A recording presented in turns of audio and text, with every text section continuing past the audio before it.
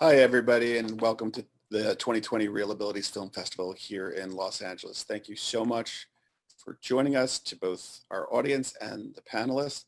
As a quick thing, we want to thank our community sponsors and our entertainment sponsors for all of their contributions, because without them, none of this would have been possible.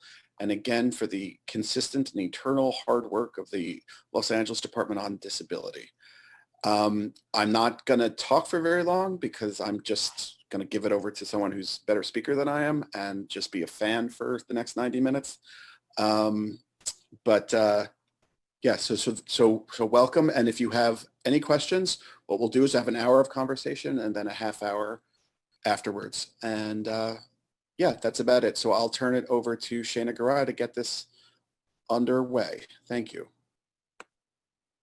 Thank you so much, Michael. Hello, everyone. My name is Shaina. I'm a wheelchair user, an aspiring writer-director, and your moderator for today's panel. I am a 25-year-old woman with long black hair, a tan complexion, and thick-rimmed black glasses, and I am wearing a gray, yellow, red, blue, green, all the colors print blouse. So a little couple of reminders before we get started. If at any point during the panel you have a question, please use the raise hand feature, and at the end we will have a half-hour Q&A where you will be able to come on camera and ask it to the panelists yourself. So please be prepared for that. And also, please keep your questions brief so we can answer as many as possible. And lastly, keep checking the chat box for any additional resources from our community partners. All right, now on to our incredible lineup of panelists. So with us today, we have actress Linda Bove. Linda, do you mind waving? Who garnered the longest running series regular role by a deaf actor on TV as the librarian on Sesame Street. We also have Dean DeBlois, I hope I said your name right, who is a Golden Globe winner and 3-time Academy Award nominee, best known for writing and directing and producing the How to Train Your Dragon series. And next we have actress and comic Selene Luna, who recently voiced Tia Rosita in Disney Pixar's Coco. And last, but certainly not least, we have early childhood educator Ori Zadok, who has been in this field for over 20 years and is the director of the Rose Ingle Childhood Community Center. I hope I said all of your names right. Please feel free to restate it once we get to you. And just thank you all so much for joining us. I'm going to go ahead and dive right in. This panel is about how to talk to children about disability. So what is your advice from your own unique perspectives on how to do that? And Linda, why don't we start with you?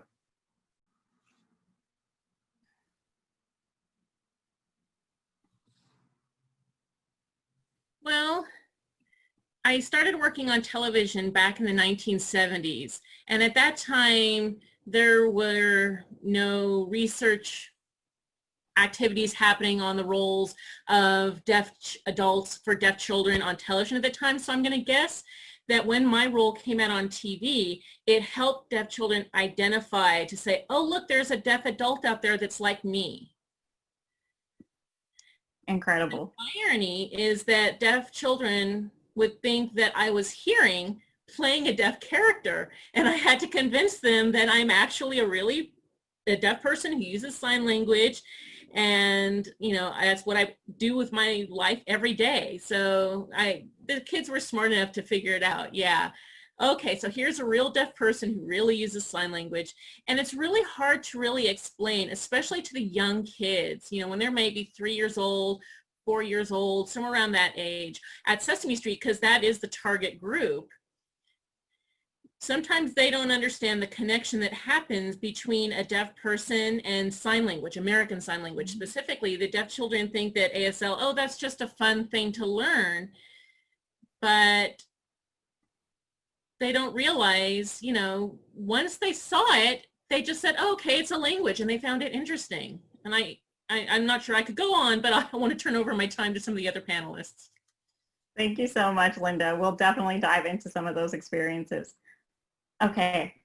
So Chris, I'm so glad you are here with us. So Chris Sanders just joined in, and he is also known for writing and directing the How to Train Your Dragon movies. And why don't I hand it to Dean and Chris, and I'll restate the question. But this panel is about how to talk to children about disability. So what is both of your advice from your own unique perspectives about how to do that? Well, I think from my perspective, I'm sure Chris shares this as well. Animated films have this really broad reach. They speak to young audiences and older audiences and around the world.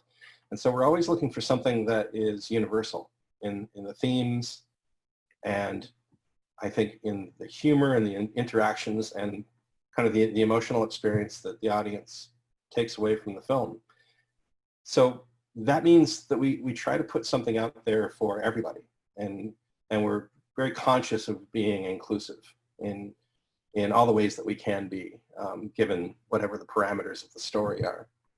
With How to Train Your Dragon, we saw an opportunity to not only showcase that this world had a certain amount of peril to it and consequence, and even Gobber, who is Hiccup's mentor, has lost a couple of limbs in battles past, but we saw an opportunity to do something with our hero character to really showcase that he could suffer an injury and have an amputation and go forward with a disability, but it shouldn't in any way hinder his heroism. And hopefully it makes him even more relatable as a character, because it means that he and Toothless could come together in this really kind of special way, and that they share a similar disability. That was so well said. I have to agree, and I think that one of the neat things about How to Train Your Dragon and Hiccup's accident that led to that disability, it was the right thing in the right place at the right time, because we were trying to solve a problem. Because I think a lot of times in animated films, there's an unrealistic lack of damage when characters go through these like really amazing and difficult times, and one of the really cool things about, I think, what happened in How to Train Your Dragon, I think the thing I would say is straight talk. Like, don't shy away from disabilities. Just don't shy away from them. And I think that with animation, I think we tend to shy away from those things. At least we did in the past. And I think that's really the neat thing about How to Train Your Dragon, is that it was actually Dean that said we should go ahead and do this. It was a reaction during a meeting where I think Jeffrey was questioning like how large a scale an explosion that this character was like in the midst of. How could he possibly come out of this with just like, oh my goodness, I've got some rubble on me, but otherwise I'm fine. And so it was the right thing to do. But really, I think one of the really cool things about what happened was that Dean was able to not, by the end of the film, we wanted the community to embrace Hiccup as though nothing was unusual about him. He's the same guy, which was the right thing to do, and the really cool thing about the end of the film. But Dean had the opportunity to carry on with that character, and I think that's the really cool thing that I felt as I watched the second two films, is that I got to see this character move forward with his life, and he's not in this society of Vikings. It's no big deal, and he moves forward with it. And I think that's just the really cool thing about the first film, but also the franchise that happened, and that Dean carried forward with it and got to go further. Thank you. No, I completely fell in love with the way those movies handled disability, and especially in terms of you talk about the disability, but again, it doesn't overwhelm the films, right? It's not his only quality. And so now, Linda, I saw you had your hand up, but let me quickly,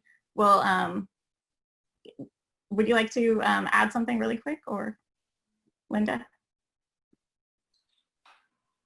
Yeah, I just wanted to talk about the two panelists who were just talking about how to show or to portray a disabled people on screen. I find that really interesting. On Sesame Street, they often brought in children, mostly it was children with disabilities who came in on a regular basis. Mm-hmm. So that we were able to have these young children watching other young children. So you didn't really have a chance to develop that prejudice that these were kids with special needs or anything. And that was something we discussed regularly on the show, while at the same time treating us as human beings. Yeah. And not letting, disabilities be something in front of you that you can't deal with, but that people can see it and understand it and say, oh, okay, it's a person who has a disability. Definitely. We want to make sure that we see the person and not their disability. Definitely. The person first. So that's what we really can achieve with having those on-screen portrayals, and that needs to continue on throughout an entire person's lifespan so that they are able to see all of us, thinking specifically for myself as a deaf person, as a human being first, and that there's really nothing to worry about, and you don't need to think about how do we ask or any of that stuff, all of that awkward stuff about, gosh, they can't hear, they don't talk, why is that? That's very common for kids to ask those questions, but to have the portrayal on the show helps a lot. So we need to make sure we have a person who has a disability have their input. That is absolutely critical. That was so wise that they made sure that my character was an authentic character on the show, because I think that's critical, to have a person who experiences whatever given disability it is to be involved as a writer or as a consultant, so that there's an authentic model that is presented as a person with a disability, so somebody knows what it's like to live in the shoes of that person. Exactly. And that's a really, really good point, Linda. And it transitions us well into Selena. And how would you answer the question as a woman with a disability yourself? Well, hi, first of all, hi everybody, and thank you so much for having me. And my name is actually pronounced Selene. Selene. Yes, there's no way to know unless you hear me say it. So, and I'm a Hispanic cis woman. I'm a little person. I'm only 3 feet 10 inches tall. Not only, but fully 3 feet 10 inches tall. I've got shoulder length hair, and I'm sitting in front of a dark blue backdrop, and I'm wearing a pale pink top with a pearl necklace. I figured the pearls will make me sound sincere. So I really, all I can do is to echo everyone else's brilliant responses. I really, as far as children and disability goes, I think that the only problem are the parents, because children only pick up the awkwardness parents have around it. It's the adults who have the issue. I think children are very simple to deal with, and they process straightforward information very well. But I think the parents are the ones that get wrapped up in the discomfort around it. And so I believe that the best way to address disability with children is just to explain the facts to the child. I think it would be helpful if society normalized disability, if a child understood that there are individuals with various challenges. It's just life. Everybody is different. Some people have red hair. Some people are blonde. Some people use a wheelchair. Some people can't reach anything, like me. So I think the simpler we address facts, the easier. Everyone just processes the information and we move on. Amazing. Thank you. I love that. It's with the parents, right? It starts at home. Okay. And lastly, Ori, you probably have some of huge experience with this, right? As an early childhood educator. So what is your advice? I've met a child or two in my career. First of all, I want to say I'm so excited to be here and honored to be here and to be able to contribute my voice to this. My name is Ori Zadok, he, him. I am a 5'11" gentleman, cisgendered, with short salt and peppered hair, with a checkered shirt on. I think I've described myself. I hope so, effectively. I agree with everything that has been said, and I'm just going to add a child perspective. Children are not born empty vessels waiting for us adults to pour information into their heads. They come with personality, they come with self, they come with apps downloaded already onto them that help direct them into the world and how to exist. With that said, however, the environment that they grow up in plays a major role, and it is the adults that help to create that, but not just the adults. When I say adults, that's the huge picture, but also the media that they consume, the movies they watch. And so here comes representation. How do they see others in the world, and how are others depicted? And it's not just people with disabilities, but multitudes of people represented in our movies, in our television, in our books that we read, allows a child to look at it and go, I see me. And when you see you as a child, you are ecstatic, and you know you can exist in this world with purpose. As for the adults need to get over themselves. Adults, I like to refer to them as child influencers, not the influencers on Instagram or YouTube, but influencers because they're influencing children. And everything you say, everything you do, I go around my house singing Barbara Streisand's "Careful the Things You Do, Children Will Hear You," because that's what they do. They pick up on your inclinations, on your reactions.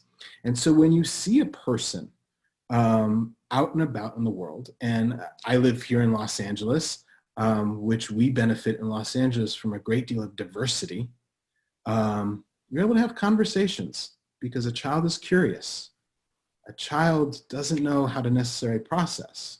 And I have tricks and ideas of doing that and how to do it, but I think I've answered the question. I hope I've answered the question. You definitely have. No, that was great. I'm sorry for singing. I apologize. I'll try not to do it again. No, you're great. Thank you. So I do want to get into a question that probably has more specific situations in mind, or more specific tips and tricks that you can offer. So this panel is titled, "Mommy, why does that man not have legs?" As a woman in a wheelchair, I've been the target of questions like that, right? I'll just be going about minding my day, and all of a sudden, out of nowhere, like, I'm in the spotlight, right? So how do we deal with the possible offensiveness or uncomfortableness of a child's curiosity? And anyone can go ahead and jump in for this one. Ooh. Well, I'll just jump in because as a little person, a day doesn't go by. If I leave my house, I'm going to get stared at. Mm-hmm. It's my everyday life, and from everything from little kids to senior citizens. So I get it. But as far as children are concerned, first and foremost, children are innocent. Mm-hmm. So and doesn't matter how old I get, it's intrusive and invasive for me to be stared at and gawked at. But I have to remind myself that it is an innocent child just working out of curiosity. So when it comes to children, if they linger long enough, they usually just kind of slip a stare and run away. But if they linger, and depending what mood I'm in, I will just look back and crack a smile, try to break the tension with a smile and let them know I'm a person just like you. Just try to share a split moment of warmth with the child. And that usually kind of shakes them out of it. And I'll wave hi, I'll say hi. And without fail, anytime I've approached it in that way, I get a big grin, almost a sense of relief from the kid, and then they move on. But if there's a parent with them, I notice that it's much more stressed and awkward, the situation, because the kid wants to jump out of their skin. That's the impression I get, because they're kind of like, I could tell, parents haven't addressed this issue, and the child somehow innately knows that it's wrong to stare. Mom better not catch me staring, but I have to look. And it just becomes very awkward. And so those moments, I'll usually, again, just try to vocalize a hi, a warm hello, and that usually breaks the ice and everybody moves on. Or I'll be perfectly honest, it's draining to me to have my privacy intruded on in every aspect of my life. And sometimes I will just ignore it. Actually, many times I'll ignore what's happening and I'll walk away, because at that point, it's the parent's responsibility to guide the child through that circumstance. I'm just a stranger trying to do some grocery shopping. I'm not raising your child. I love that. I love that. Ori, did you have something you wanted to add? Sure. I don't know what it's like to be, looked at. I'm as average looking, I think, as you can get. I blend in to the background, and I don't know that experience, and I can't begin to imagine. But I do believe that the onus is not on the person who has the difference.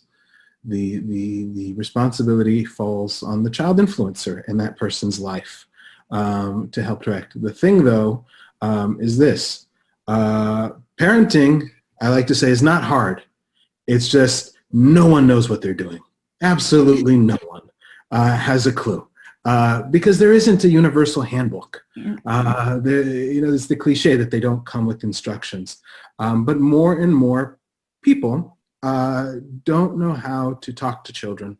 And so that's the awkward moments that we find, because they don't want to say the wrong thing. They don't want to offend the person. They don't want to imprint their child in the wrong way. And so what they do, which they think is the right thing, is I say nothing and I run away, which is not the right thing. So I'll be helpful. I'll give some advice. Talk to your child.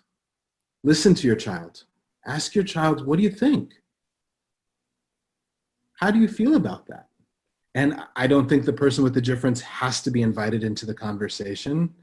But if you hear the conversation going on, you are doing amazing work by putting in your 2 cents.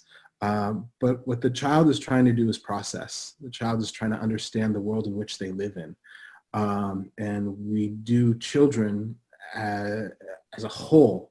We help to make the world a better place by listening and providing them with some guidance and not ignoring. Those are my thoughts. Thank you so much. No, this is great advice. Okay, so now we're going to shift gears a little bit and bring film into the conversation. So what are some positive examples of disability representation in children's films, and what sets those examples apart from the negative ones? So Chris and Dean and Linda, I know we talked about this a little bit already, but in particular, let's start with you, Chris and Dean, if you don't mind. And if you can really touch upon how, more conversations that were held when you were making How to Train Your Dragon, the first one, and the aftermath of when Hiccup found out that, he lost his leg, and how you handled that. If you can speak to that, that would be great. Sure. Well, I remember one of the earliest conversations. But by the way, I didn't describe myself. Should I do that? Yes, please. Thank you. So I'm about 6'2", so I'm tall, and I'm round, and I have a big bushy beard. So I kind of look like Santa Claus. It's not as old. So yes, I think in the early days, one of the first things that we changed from Cressida Cowell's books, you should know that in the very earliest stage of How to Train Your Dragon, because it's based on a series of books by a British author named Cressida Cowell, that they tried to do a very faithful adaptation to that first book. And when Chris and I were brought on, it's because they had decided that they wanted to give the story more scope and more adventure, so it would appeal to a broader audience, an older audience. And with that, we were told just to keep the names of characters within the story, but to invent a new story. And one of the key characters that changed was Toothless, because Toothless in the books is a small kind of dog-sized, chihuahua-sized talking dragon. And he and 10-year-old Hiccup go on these adventures together. We realized that we needed to reinvent Toothless to be a dragon that was kind of a myth in the in the Viking world. Like they'd never really seen one in person because it attacked in the night, and it had all of this lore surrounding it. It was considered to be the most dangerous of all dragons. That was important because we figured if we were going to tell a story of a Viking that takes a chance on an enemy and discovers a friendship that's going to change this age-old war, that it should be a formidable dragon. And not only that, a dragon that he could crawl onto the back of and fly. Because Chris and I just really loved that idea. We also knew that there had been a lot of dragon movies before with characters flying on the backs of dragons, so we wanted to do something different. And one of the first ideas that occurred to us was that maybe when Hiccup shoots down this dragon, that he injures it, and Toothless loses part of his tail, and therefore, in order to protect it and get it back into the wild, Hiccup realizes he has to make an artificial tail for him. And that leads to him co-piloting the dragon, as it were. He crawls onto the back of him, and he ends up being the co-pilot so that he's controlling this prosthetic tail, and that makes them really bound together in their relationship. That was the first decision. It wasn't until much later that we decided that Hiccup could sustain an injury of his own. And Chris, do you want to pick up? Yeah. I forgot to describe myself. I think if you took a soda can and spray painted it white and put 2 dots on it for eyes and then glasses, that's pretty much what I look like. That's great creative description. One of the really interesting things about once we made the decision, and again, it was Dean that finally was the one that spoke up and said, I think that he should lose his foot in the accident, in that final giant explosion. We do this thing. It's one of the most harrowing things that happens during the making of a film. You take it out and you screen it for a test audience. So these people they don't know what they're going to see before they sit down. They just know they're going to see like a family film, for example. And then they watch this thing absolutely cold. And the really harrowing part is that after it's over, they cut the audience down to a smaller group. Everybody fills out a card that has the same questions, but then they cut it down to a smaller group of, I'm going to say like maybe 50 people, maybe a few more. And somebody who is a professional at this whole thing stands in front of them and asks all these questions that are meant to cause trouble for us. So can anybody describe this movie for me? So somebody could say like, I don't understand it at all. Like, oh, great, we get to go and make the whole movie again. But one of the really amazing, we were really in suspense as to how people would react to this choice that was made. And we sit in the back. We sit behind this crowd of people so they don't see us, but we can hear everything live because the experience of hearing the comments is as valuable or more valuable than even some of the comments themselves. And the very first question was like, how did people like this film? And I think it was the first response, like somebody put their hand up. A lot of people put their hands up. And the very first thing that the first person said was, don't change that bit where Hiccup loses his foot. That's one of the best things in the film. Mm-hmm. And another person said he loses his foot, but he gains so much more. And the first whole series of comments was really an amazing moment for us because this audience that didn't have any investment in this film, they hadn't worked on it, they hadn't paid for it, they rushed to defend what they saw as a vulnerable piece of the film that they liked the very best. So that was a really amazing moment for us because, again, like in animation, there's a lot of reasons we shied away from stuff like that. I think there's a cultural reason. It's just not something that happened a lot in animation. There's also a technological reason. things like hiccups, like mechanical foot, are actually hard to produce in animation. So it's yet another excuse not to do it, really. But that excuse is gone now that we have CG. So anyway, I thought that was the most amazing bit that happened to us, is that the audience responded really positively to it. It was brand new for them, and they loved it. Yeah, and just to add to that, the people that were questioned in the audience, several of them that first spoke up were parents, and they were saying that it said something about the nature of heroism and consequence, and one parent equated it to some of the military vets that had been returning home from service in the Middle East that had lost limbs and just the whole sort of heroism that was surrounding it. But as Chris mentioned, there was one person who said it was sad because Hiccup lost something but gained so much more. That person was an 8-year-old boy. And so it really told us in that moment that they understood it across the board.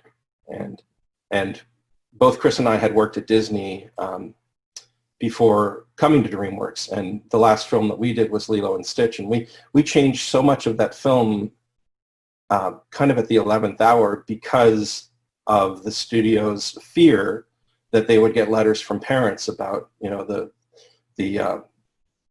behavior that could be replicated, and all of the sort of the misbehaving and whatnot. So we both Chris and I were really paranoid about this from the start. And we kept saying, if we take some of these risks with the story, are we going to be asked to do a Band-Aid job in the end by trying to replace them with something softer? And luckily, our boss at the time, Jeffrey Katzenberg, I think he was quite emboldened and felt that DreamWorks had the ability to do something that the Disney core audience might not let Disney get away with. And so there was a nature of risk taking, and he pushed us along, which kind of brought about some of these decisions. Yeah, no. Oh, sorry, Chris, did you want to add? Oh no, yeah, I'm just so enthusiastic about this whole idea. I mean, I think for us, I mean, it was a moment where for me, animation changed forever at that moment, because we were really nervous about this. It was something that was brand new, and looking back on it, it seems like not as big a deal, but at the time it really was. And I think that diversity and things that were really different didn't happen a lot in animation, I think, until that moment. Anyway, I'm going to let everybody know I'm going to have to fade away in a few minutes, but I'll do it quietly. And well, thank you so much, Chris, for joining us. I do appreciate it. No, in particular, those last couple scenes of that movie and how you handled the prosthetic foot and how Hiccup moves on with it, where he does things differently, right? And you didn't make it melodramatic, and it wasn't this huge, crying scene of, oh no. I think you handled disability so well in that series completely. Linda, would you like to interject? Yes. Yes, thank you so much. I just wanted to comment about what I look like as well. I should describe myself. I had forgotten to do that. I'm 5 feet tall, white lady. I am deaf. I do not hear a single solitary thing. I have no hearing aids. I have no cochlear implants. I have short hair. I'm rather slender, kind of average. I could stand to lose a little bit, but I go by she and her. And then I would also like to talk about visibility of disabilities, like Selene was sharing and the other two who had worked on How to Train Your Dragon. To be able to see and recognize, ahead of times what might be awkward. For me as a deaf person, my deafness is invisible. Most of the time, I catch children, I mean, sometimes adults, but children, they might be a little taken aback by going, why is this person using her hands? What is that all about? But I've noticed that younger children are more fascinated than horrified by it. They just find it something fascinating. And at first, as Selena was saying, you get the stares, and oftentimes I'll smile, I'll sign, hello, how are you? I use sign language for that. Good to see you, what's going on? And then they'll suddenly take their eyes and look at something and they'll go, Mom, Mom, Mom. This little woman over here is talking to me, but I don't know what she's talking about. Mom, Mom, come see. Right? And then mom or the adult will oftentimes, this is something very common to paternalize the child, to kind of look at everything and go, But I want to emphasize the fact that it's really no big deal. Their children are just going, what's going on? She's using her hands. And they're just fascinated by the language, by the sign language itself, because younger children tend to be more visually based rather than auditorially based at a younger age. So they'll notice things visually more often. In fact, usually the first thing the baby does when it's born is see. Hearing develops over time. And it's taken, myself years to try and figure this out. People under their 70s, 80s, and 90s, you see this evolution that happens from how children respond to sign language, to a person who uses sign language, to deaf people who use sign language, hearing people who use sign language. They start having more deaf friends, so on and so forth. There's nothing taboo about sign language, unlike in my time, in my parents' time, because my parents are also both deaf. My parents oftentimes would kind of slap our hands and say, don't sign in public. You need to not let anyone see you're doing this. If you were in the subway or wherever, you didn't want that attention. It was something to be ashamed of. And they would be made fun of if they used their hands using sign language in public. People would think less of them. Maybe they would not provide the equivalent service that hearing people would get. So we had to be very careful about this, and they did especially. But in my generation, we just started going, we don't care anymore. You see sign language on TV, you see sign language on the street. And that's thanks to the exposure of sign language to realize it's nothing at all that we need to be ashamed of. And then now talking about teachers in schools. All teachers, and I'm speaking of hearing teachers at this point, they usually will touch on deaf people, and by doing that, they talk about Helen Keller. That's usually the one exposure that happens in the classroom. That can confuse children a little bit because Helen Keller is deaf and blind. And so there's not necessarily a connection between Helen Keller's experience and my experience as a deaf person. So I think teachers also might need to update more about what's going on out there today, to touch on the things that are available with the internet that exists today. You don't have to look only at these ancient texts on Helen Keller anymore. So I feel that the teachers need to take responsibility, and the parents, absolutely both sides, but to try and be aware of this. I think Sesame Street helped push that movement forward for disability and acceptance of a variety of people on television. So sign language, being a deaf person, can be tough, because not that there's anything else that's really disabled about us, we just can't hear.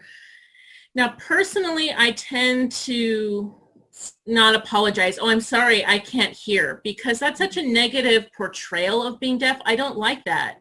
Instead, I speak using sign language, and that's a more positive spin on that. And I like to expose children to that idea. Yeah. So now the technology we have today, it's leaps and bounds above where we were. I can use my cell phone to text with people and show it to them so they can read what's going on. People are able to talk into Siri, and I can read what Siri says, and then I can type something back to them. It's absolutely been revolutionary for me. It's a huge change from what it used to be. And the children today growing up, they're more aware and more accepting of all of this. Yeah. No, for sure. For now. Thank you so much, Linda, for adding that. And I actually did want to ask you about invisible disability. So thank you for touching on that. Okay, so my next question, I want to bridge what Linda said and have Ori come in with some of your expertise. So we watch movies like How to Train Your Dragon, right? And we watch things like Sesame Street, and we love them. How do we bridge what we see in media and help our kids or kids around us have conversations with us about that? Like, hiccup isn't just on the screen, right? there are people who are like Hiccup in real life. So this is actually something that I was going to ask Dean, which was, do you know of screenings that go on for our wounded warriors? Because back in, I believe it was released in 2010, when I saw the film and I saw Hiccup put his foot into that, the whole, what is the shoe for to ride his dragon, I thought, wow, we have so many wounded warriors in this country now because of the 2 wars that we went through. And thank God, as Linda's saying, technology and advancement, they were able to live and leave the battlefield. But they came home and they were damaged. And many of them had children. And it was, how were we facilitating those conversations with children? So Dean, do you know of screenings that took place of the movie that then facilitated conversations with this population in particular? I don't know of any specific screenings that we did for, certainly for the wounded in the military, but I know that they've seen, I know that many of them have seen the film because we were visited by groups of them where they came to the studio and we toured them around our facility, showed them how we made the movies and some of the thinking behind the decisions for Hiccup to lose his leg, for example. And oftentimes throughout the 10 years of making the trilogy, we would be visited by individual families, and often a kid through some foundation, whether it was Make-A-Wish or just many other foundations where it was their dream to visit the studio and to talk with the filmmakers. And oftentimes these kids had some sort of disability that they likened themselves to Hiccup and had a strong relation to the films. And so there's a close connection. And then just, I think through social media, I've become acquainted with so many people who cosplay as these characters. And I have photographs, probably 5 different cosplaying Hiccups who are actual below the knee amputees. So it's really amazing. I think they see themselves in these characters and they relate to the themes, and because of the nature of animation, it's a global effect. So there are these communities that have grown out of it. And not just within the disability community, but I think people, young people struggling with identity and feeling like they are oddities in their cultures and their parts of the world. And I get a lot of letters from kids who were, in crisis. Several girls had written to me saying they used to cut themselves before they found the film, and it helped them find a place and a sense of acceptance. And so it extends obviously beyond the disabled community and into the world where anyone who's sort of struggling with something that makes them different than others can relate to these characters. And none of it was conscious. We were really just trying to make a story that would appeal to us. Look what you did. Yeah, look what you did. We were making a story, and then you made the world a better place. I'll use How to Train Your Dragon as the example. It's an amazing starting off point. Mm-hmm. It's an amazing, as everything that Dean just said. It touches people because of the representation. It touches people because it was the first time that you were able to see that in this mass-produced movie. Now the job of the adult begins, though.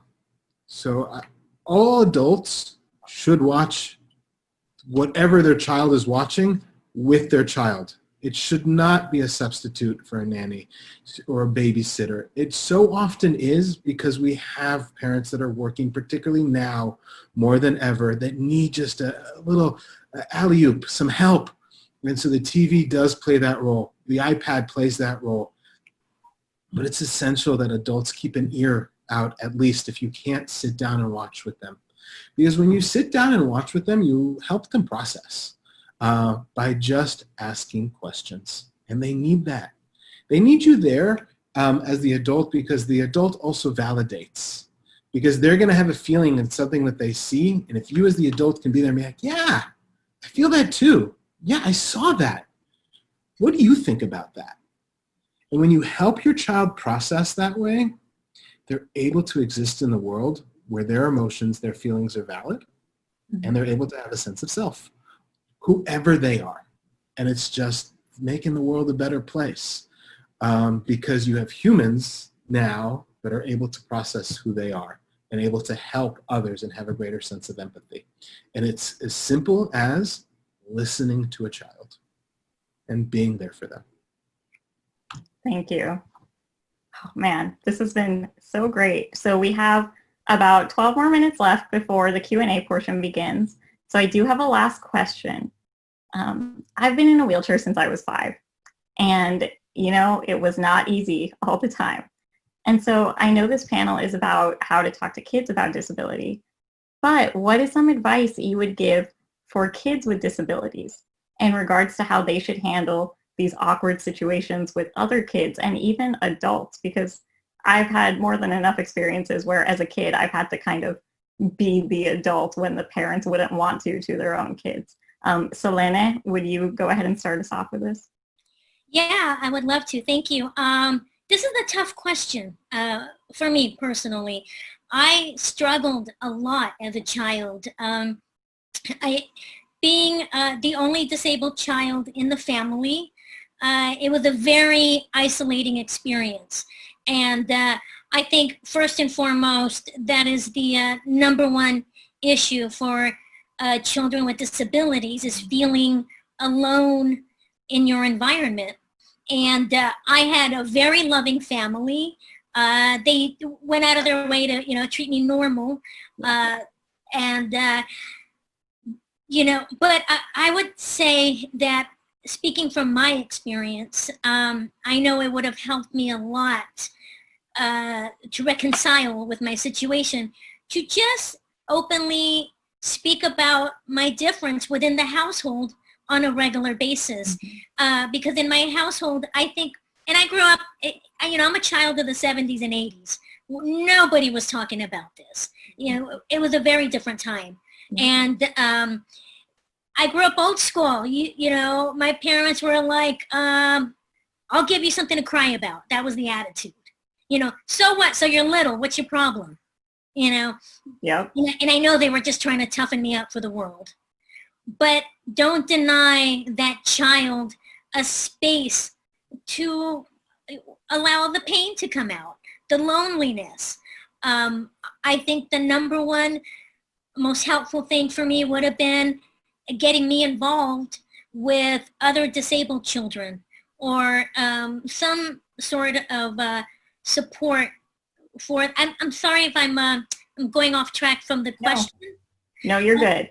Okay, but definitely, it's not necessarily therapy. You don't have to talk about it till you're blue in the face. It's just a fact of life that you're in this different body. These are your challenges. Let's talk about it. That's it. It doesn't have to be a nightly dinner conversation, but it must be acknowledged. Hey, this kid is not like the rest of us. I wonder how he or she feels. And, some days were really tough. And I know my generation was told to suck it up. And maybe that's not the deal anymore, and that would be fantastic. But I think just acknowledge that the isolation exists when you're somebody who doesn't see themselves in the rest of the world. Yeah, definitely. Linda, would you like to share your experiences? Absolutely. I understand exactly what Selene was talking about, the isolation that can really hit hard for deaf children. 90% of deaf children have hearing parents. Most of the time they don't know sign language. There's no communication going on in the house. They try very hard to lip read and speak, but it's hard for a 1-year-old, 2-year-old, 3-year-old who doesn't know sign language to figure out what these people are saying. Those first few years, language is lost if they don't have a chance to learn it. But if they learn sign language, then they can learn English and everything else as they go on, not all at once, which can be overwhelming. I'm one of that 10%. I'm a part of the fortunate few who was born into a deaf family, so I had language from day one. So now if you think about a few years ago, a book came out called Baby Signs. And that was a book that was for hearing parents to teach their hearing babies how to sign. And it's just basics like milk and water, just the basic things. But to see that come out and think about what happened to all those children who were deaf, who had hearing parents, but they didn't bother to learn sign language. They missed out on all of that communication. And the parents who knew nothing about deaf parents, I think about those children who it wasn't until they got to school where they maybe finally saw deaf peers, and then they start that long journey of trying to catch up, that they'll never really catch up. There will always be a language delay, which is a huge issue still to this day within our community. This is still an issue that's ongoing. Mm-hmm. And now we have deaf children who are becoming older, who are making decisions for themselves, how to help younger deaf children in the future generations so that they could see teachers who are deaf who know sign language. Back in the 70s and 80s, there were so many hearing actors who played deaf characters on television or in movies, and it was so enraging to see that false representation, that inauthentic portrayal of a deaf person, what they thought a deaf person looks like, where they barely know any sign language, if at all, and that they never move their mouth, or they would, say, well, if we just put things in our ears, that'll make us deaf. That's not really authentic, and deaf kids would watch that and know that that is not who they were. So it's critical still today that you hire in talent and actors who are deaf, who know what that role is like as a deaf person in film and TV. Linda the librarian, that was me. That was a character, and I could be that entire thing. And we wanted deaf children to be able to see deaf adults. That's so critical to have role models that way. I'm absolutely in support of closed captioning, but for those really young kids, they're not going to be ready to understand captions. And if all the language they're given to comes through the air, they're not really getting that visual language. Mm-hmm. ASL for me is my first language. English is my second language. And it can be very tough for young deaf children in their isolated homes. Now with COVID nowadays, it's doubled the challenge, because deaf students now are no longer going to school and being with their deaf friends there. Everyone's staying home and trying to learn online from a teeny tiny video like we're seeing here on Zoom. All these teeny tiny videos of people trying to sign and trying to follow with everyone, and it could be hard to understand. And you can't go to your parents for help if they don't know sign language. So it's really tough right now. It is definitely a big challenge. So that's something I could talk about, talking about from the 70s to today, some issues we still see, role models for deaf children to look up to. That's really hard to find. No, definitely. And thank you so much, Linda, for bringing up the point about, being in COVID right now and how difficult things are, especially for the community of children with disabilities.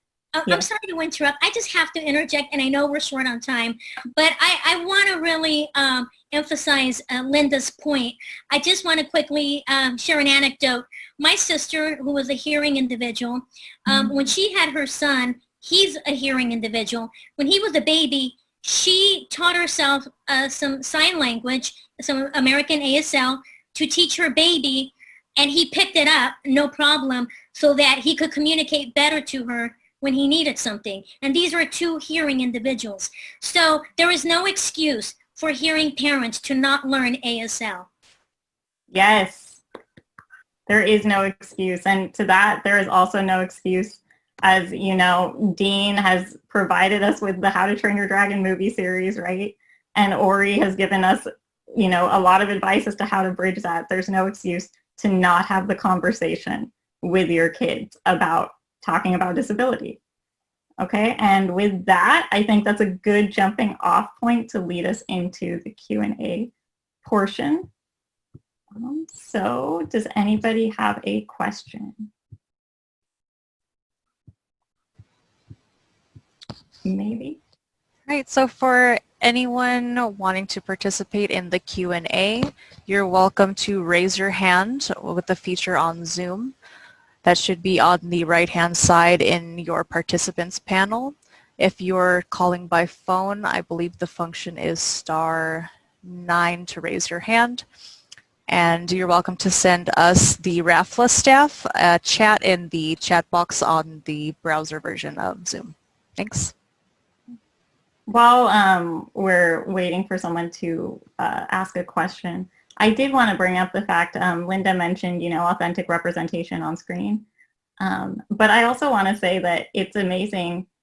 Tia Rosita in Coco is not an individual with a disability, correct?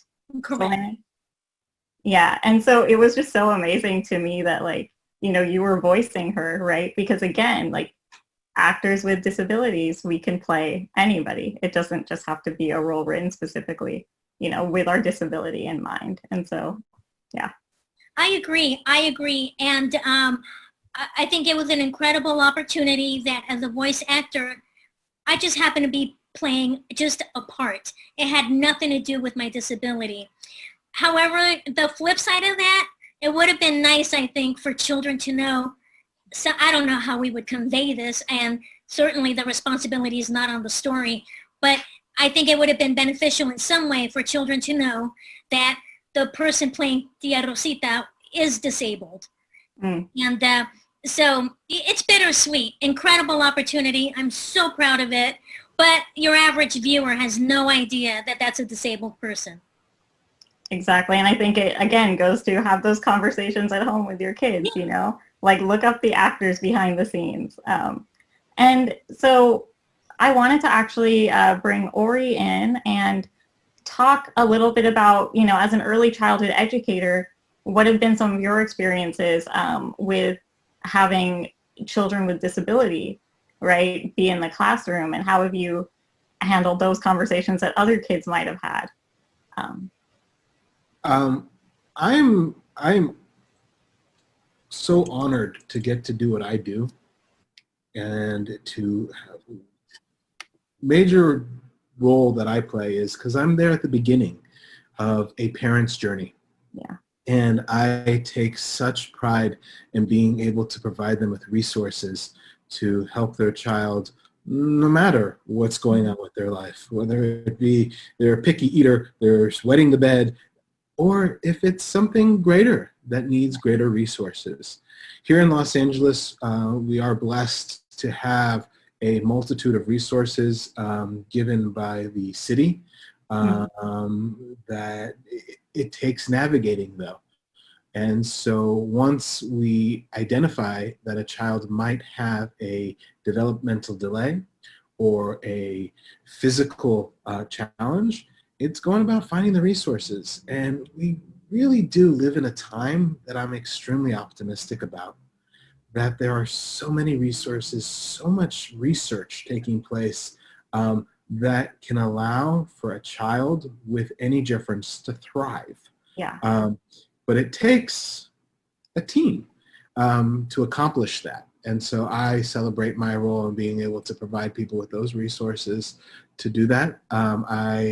I celebrate my role to help identify what's going on here. Why is this happening?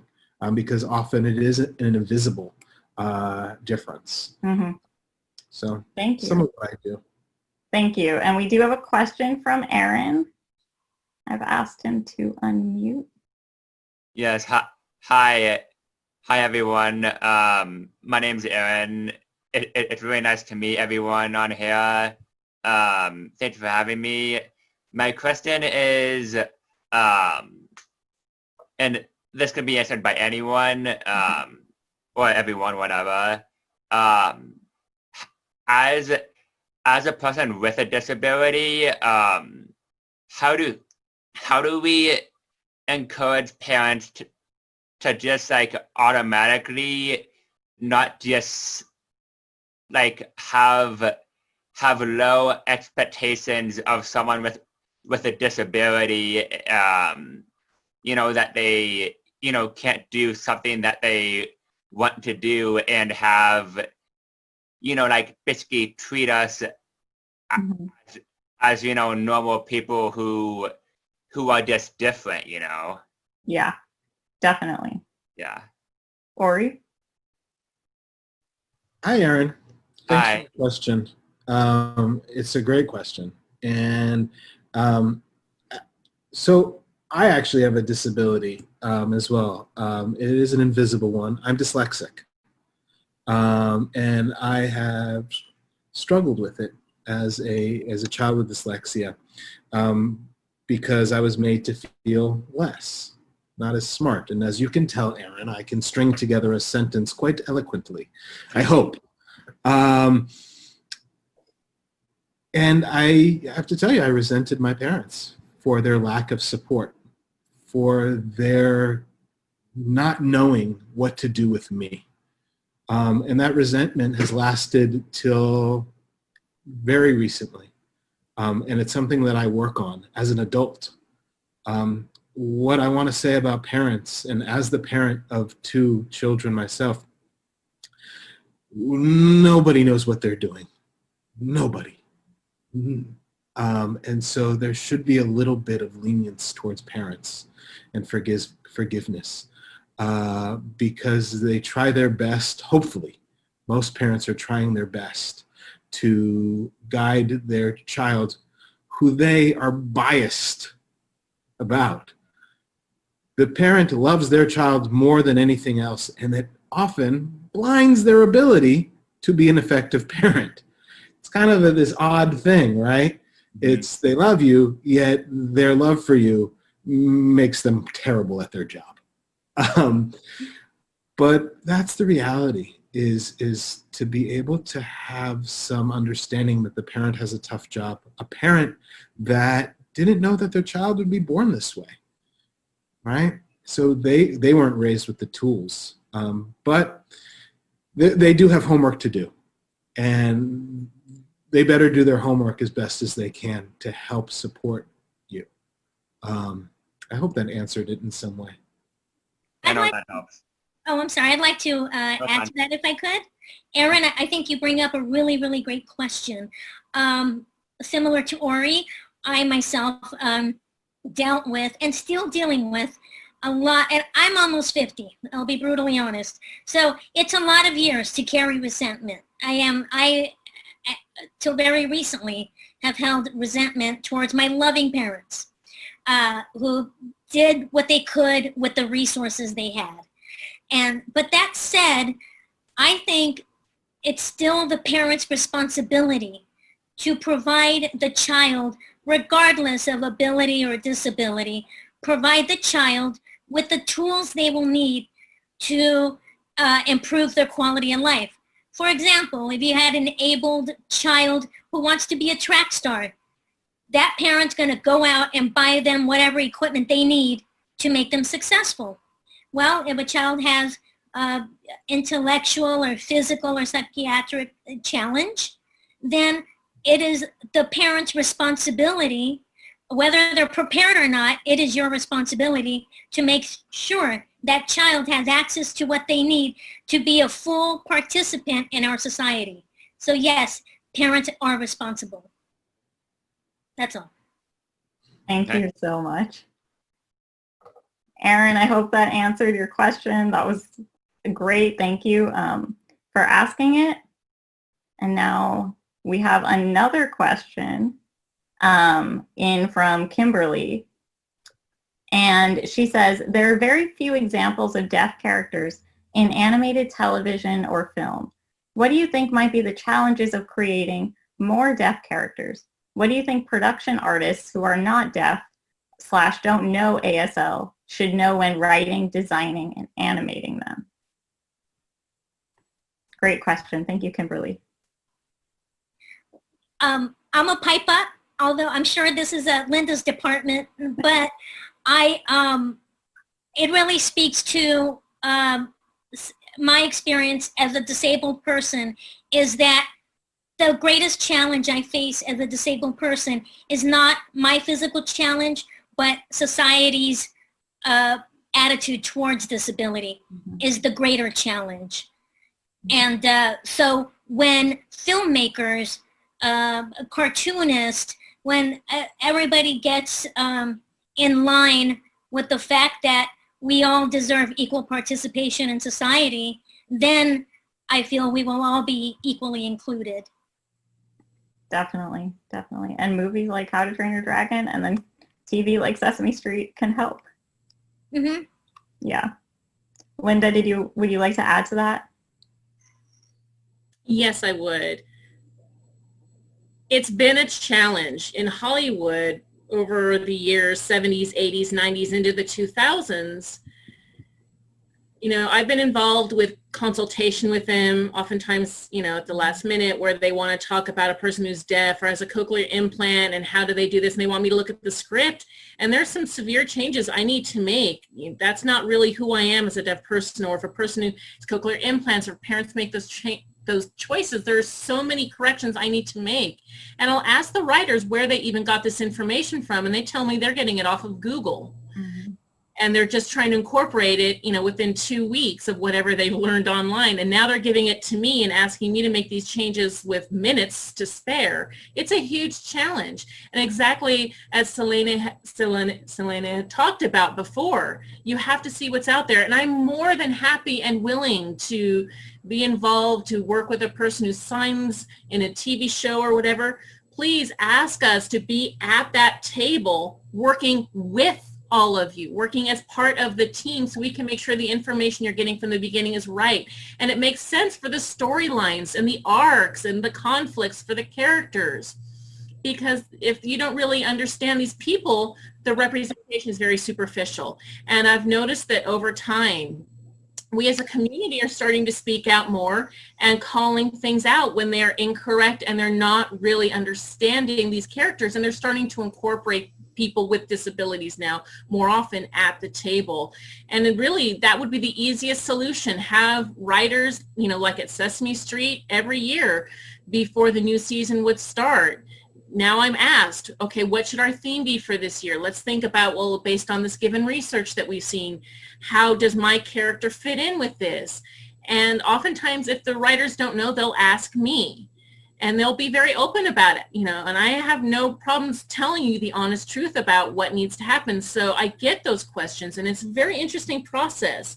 What happens is when we work together and we collaborate, last time I worked on the show, I worked there for more than 30 years. I remember the last 15 years, we were really, truly collaborating about my character, and it was a true portrayal on the show. And there was no point where I'm like, oh, they're writing this horrible stuff for me and I can't be authentic and I'm trying to put it out there and I can't really deal with this stuff. When I told them the stuff that wasn't going to work for me, this wasn't part of my lived experience, they realized the value of the input I could provide, you know, and I had to change my hat. All right, here's what it is for me, Linda the actor. Here it is for me, Linda the consultant, or having interpreters on set at all times. I had to make sure that there was people who could communicate with me. Sometimes we had to use TTY, which is very, very old technology. I had to teach everyone and educate everyone what this stuff looked like. That was a huge burden on me. And I've noticed that burden has become less and less because other people became more aware. They started wanting input from people with disabilities in the first place at the beginning of the process, which makes everything that much easier when that happens. Exactly. Thank you so much. Now we have a question. Can I just interject for 1 second just to add to that whole idea is, and I'm assuming people on here are storytellers, that you're either actors or filmmakers or something, or theater practitioners. Be bold. Tell your story. Your story is valuable. People want to hear it. The reason why Dean's here is because he made a bold choice in How to Train Your Dragon. And that movie became extremely successful with that one single bold choice that they did not change. So be bold, make bold choices, tell your story, and don't shy away from it. And that will be all the difference. Exactly. And I think what this question is touching upon as well, Dean, I did want to ask a little bit about how you see the animation industry changing now since you've created How to Train Your Dragon. Well, I think across the board, people in animation are trying to be just bolder, take more risks. Those films that come out that play it safe and that feel very formulaic and familiar are not doing so well at the box office lately. They're deemed less successful, whereas films that take on more difficult subject matter tend to be rewarded by the audience as being something that's special and often transcendent. And so I think the Pixar has been really great at that. Throughout their stretch of films, they've often gone beyond whimsy and entertainment into something that's very touching, whether it's the loss in the beginning of Up, or dealing with death in Coco, and I think that dealing with kind of the struggle of identity and growing up in Inside Out, these are all really strong examples of I think the emotional potential of our medium. Yeah. And for me, it's most interesting when you can really play the heartstrings of the audience and make a solid impact. Those are the movies that I remember as a kid growing up, the ones that made me cry. And I just think it's what takes an idea that could be comedic and entertaining and makes it poignant and indelible. Yes, So thank you. I think going forward, we should just be bolder about inclusion and be bolder about the themes that we take on, and not shy away from topics that are uncomfortable or difficult, because it's a wonderful medium to explore it. Yeah, thank you so much. And Michael, did you have a question? Yeah, I just wanted to chime in. My button wasn't working. The first thing I wanted to say is just thanks again. This is astonishing what you guys are throwing down this afternoon. So I want to say thank you about that. And also, Dean's here because of the Dragon trilogy, but he's also here because I have a very weird obsession with dragons. So just throwing that out there. My question is, though, for anybody really, why do you think that the arts are so potent in terms of normalization, but also creating a space for those who feel different to feel safe and themselves? I feel like I could write an essay on that question. That is a great question, Michael. It is. Who is ready to take that one on? Wait, could you repeat that question one more time? I'm sorry, Michael. Why do you think the arts, whether it's movies, television, stand-up, acting, whatever it is, why do you think they're so potent in terms of normalization and being able to create a space for people who feel different to be themselves? That's a great question. I'm like thinking about it. It's deep. And since I'm already yapping, I'll try to answer it if I could. If I understand correctly the question, I mean, I know I personally became involved in the arts because of my disability. It was an outlet. I saw it as a platform where I could express myself on my terms. To me, it seemed like the only outlet I had to address what I was feeling, feeling like I didn't belong in this society. And so it was just a way to freely express myself. And I think art is very emotional, and it's a constructive platform to work that out. I agree. I think that's a wonderful way of putting it. And I think that storytelling in particular gives you the opportunity to caricature the world you know. And so you can emphasize the problems in a much bigger and more urgent way within a story. And you can also carry that audience through to a transformation, which is often the idyllic world you would like to live in. So there's an opportunity to tackle both, to address issues that seem unjust and corrupt and imbalanced, and then right those wrongs within a story. And even though it's fantasy, it allows the audience to kind of be entertained while taking in the greater message of the story. Those films that work really well on that level tend to stick with you for a really long time, I find. Mm-hmm. Also, it's just a theme that I've loved since starting at Disney back in the mid-90s. The first film I worked on was Mulan.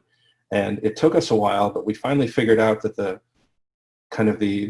magic recipe for the character of Mulan was, and I carried that forward with the other films I worked on, is to put a character in an environment that has certain expectations. Mm-hmm. There's a norm, and this character has been born into that world with a real uphill challenge. And so designing a character who in his or her heart wants to assimilate, wants to impress and deliver upon the expectations of their family, their friends, their society, but they are ill-equipped to succeed. That's just a great starting place, because automatically I think we, the audience, are waiting for that moment for the character to realize that everything she deems a flaw about herself could actually be her greatest strength, and that she could change the world instead of the world having to change her. I love that. That was like a mini masterclass. Okay. Ori, did you want to add? And then I have a question. To add to that, in terms of perspective, humans are in charge of the earth, so to speak, because we tell stories. Yeah. Humans have, because we're not the strongest, we're not the fastest, we tell stories. We create art, and that's what bonds us together. And we can go over the layers of stories that we tell, but it is through those stories that create culture. And those cultures is what keeps us together, so to speak. And so the job of the art maker is to create those stories that bond us together. And when you love somebody, whether it be others or yourself, you tell your story, because you should be represented there, no matter what you are, because you're part of it. You're part of humanity. You're here on earth. And so that's why it's such a powerful tool, because it speaks to us on a instinctual level. It speaks to us on an evolutionary level. It's just within us as humans. It's the thing that we do together, is we tell stories to one another. Wherever you are on this globe, storytelling that bonds people together. Just some of us tell better stories than others. Thank you. Oh my gosh, that got really philosophical. Thank you, Michael. That was a great question. So next we have a question from Jennifer. I'm going to ask her to unmute.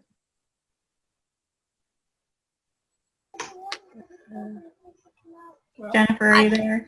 Yeah, I am. Thank you so much for this wonderful panel. I wanted to share also, as a parent with young children, and I'm in Los Angeles, but I've benefited so much from exposing my children to disability.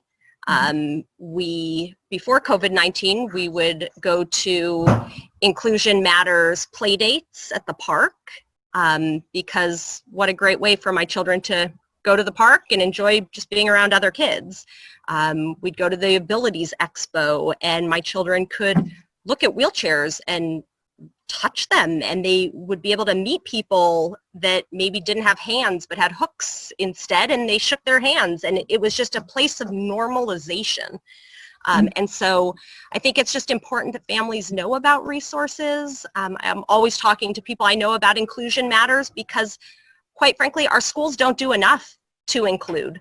Our schools are not giving our children the opportunity to interact with other kids who have disabilities, and to have those open conversations and just good old-fashioned time on the playground. So I wanted to certainly mention Inclusion Matters as a resource. Certainly it's strong here in Los Angeles, and I know that it's strong in other parts of the country and the world as well. But there are resources, and I think parents have to take that step of exposure. And that lends itself to conversations. But I do want to loop back to the title of this panel. So what do we say when our kid says, "Mommy, why is that person so little? Why does that person not have legs?" Because it is awkward and uncomfortable. It was uncomfortable the other day when I was on a Zoom meeting for work and said, "Why is that person's face black?" It's uncomfortable to have all of those conversations, but because we're with such esteemed people on this panel, I'm going to throw it back to the panelists. What do you say? What's a comfortable response that's respectful of people and of the disability community. Well, I can, hi Jennifer, by the way, so nice to see you. You too. Well, first of all, what you're doing as a parent by exposing your children to all different types of abilities is wonderful. And that's number one, you're already 10 steps ahead.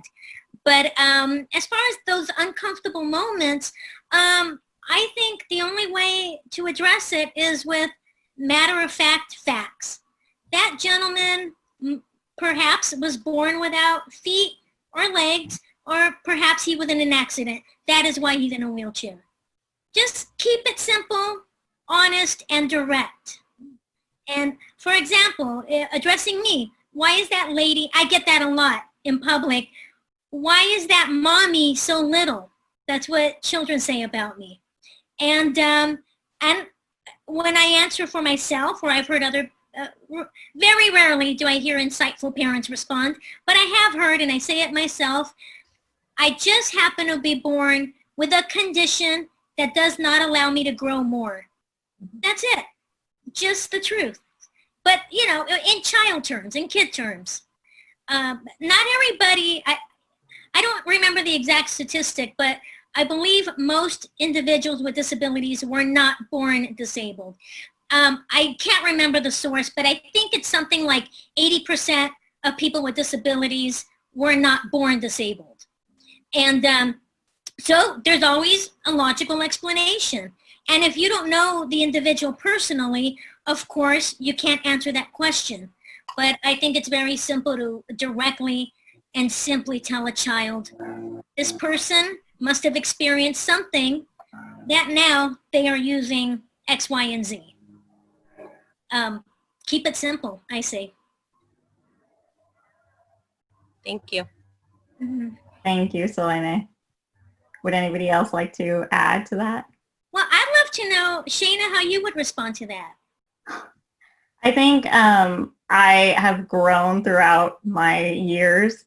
I used to actually feel a lot of rage at those questions and clam up and think, why is it my responsibility? Because I think I've had the unique experience of, you know, being that 5-year-old in kindergarten who was sitting on the colored carpet, right? But not actually sitting. I was in my wheelchair, so I was this tall and everybody else was this short. And so having to explain to other kids, like, what was wrong, right, with me. And so nowadays when I get asked that question, I just tell kids straight up, right? Like, oh, I'm in a wheelchair, my legs don't work like yours do. And it's as simple as that. Because I've come to realize that even though there are some days where I just don't want to engage, I've come to realize that if I do, it might make it so that the next person in a wheelchair that they encounter does not have to deal with that experience and might not have to be put on the spot like I was. But, you know, there are some days when I'm just tired. Yeah. Yeah. And you can, you know, we can relate. So, yeah. But thank you so much for that question, Jennifer. Linda, yes, would you like to add to it? Yes, you're absolutely correct. I used to be very angry myself when I'd be interrupted at a restaurant. I'm out with some friends and people come up to interrupt me, and it would happen over and over again. And I realized I had that angry reaction. It's because they're not seeing us anywhere. This is, you know, normal for our community. So I had to reframe it where they're coming up to me, and I'll just say, well, I was born that way. I was born without hearing like you. And, you know, I would just say, you know, there's a clear difference between people who are born that way and those who maybe later in life became disabled. You know, those are different experiences those two groups have. And so it's important to understand, you know, if you grew up with a disability as opposed to somewhere in the middle of your life, all of a sudden, for example, if someone became deaf through a car accident, say, or if they were suddenly in a wheelchair because of something that happened later in their life, the way they respond might be different than how I would respond. So it's about how disabilities are perceived, and it's very individual. For me, you know, I use sign language. That's my way of communicating. I would say the same way you use spoken language. Just so I give them something that they find the similarities despite the fact that we're different. So, you know, we have the same experience, you and I, when I go out into the world. I have to use sign language the way you use spoken language. So try to find what's similar. You know, gosh, I'm happy and I'm sad just like you. The only thing different about me is I can't hear. So I like that. I like to even challenge Dean for your animation and for the characters you've drawn. Have you considered having a character who used sign language? Just to throw that out. And so we only have 2 minutes. Sorry. Yeah, sorry. Well, the quick answer is yes. And I was just listening to a podcast called Script Notes, where John August, one of the co-hosts, was talking about incorporating a deaf character into his story and how to incorporate ACL into the actual writing of the screenplay. I know it's something that's on everyone's minds, as is all inclusion.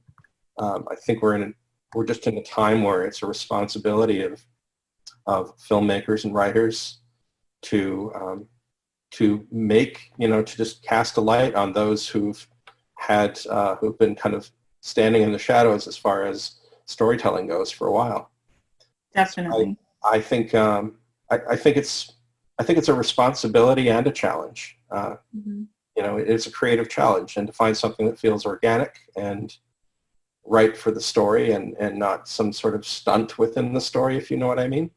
But to make it feel organic, and in my case, I just really, I don't want to sensationalize any disability within the story. I really want to make it seem as though these are people going about their regular lives with their disabilities, and not to shy away from showing it, maybe even to have a little fun with it, like in Hiccup's case, pulling off his prosthetic and using it to play fetch with his dragon. That's just a moment where it normalizes it so much that it's just part of his everyday routine. But I do think that there's much to be done, and we could go a lot further. There is much to be done, and I think that's the perfect way to end this amazing panel. Thank you so much to our panelists. This has been an incredible conversation. It's turned into a masterclass at times. And I think the call to action for everyone watching is have that conversation.